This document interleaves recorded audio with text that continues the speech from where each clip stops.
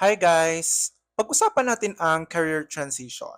So ano nga ba itong career transition? Career transition means you are going to a different field. Ako, for example. So teacher ako, pero yung trabaho na ginagawa ko ngayon is not teaching anymore. It's more of a work from home um, office type of work. Ito, just to give you a clearer picture. I'm now employed into a company na ano siya, building and construction training company. So nagpo-provide sila ng certification diploma in Australia in building and construction.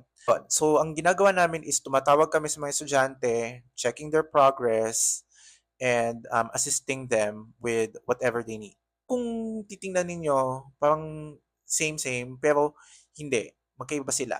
So, classified pa rin siya as a career transition. The question now is, am I happy with what I'm doing with career transition? Answer would be yes. Masaya naman kasi bagong experience, 'di ba? Medyo nakawala ako dun sa traditional experience ko. Pero at the same time, so lumipas na 6 months, parang nami-miss ko magturo, you know. Like, nami-miss ko yung classroom setup. Not much sa US, pero parang gusto kong balikan yung classroom dito sa Pilipinas. Yeah, I have that thinking. Actually, nagpasa na nga ako ng applications sa iba't ibang schools dito na malapit. I'm waiting na sana may tumawa, ganyan. Parinig. If you're undergoing career transition, huwag kayong matakot. Maganda yan kasi at least you're exploring other options.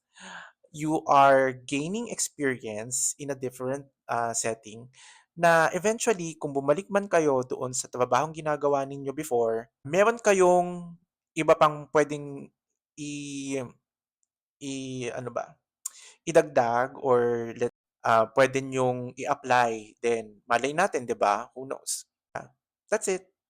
Bye!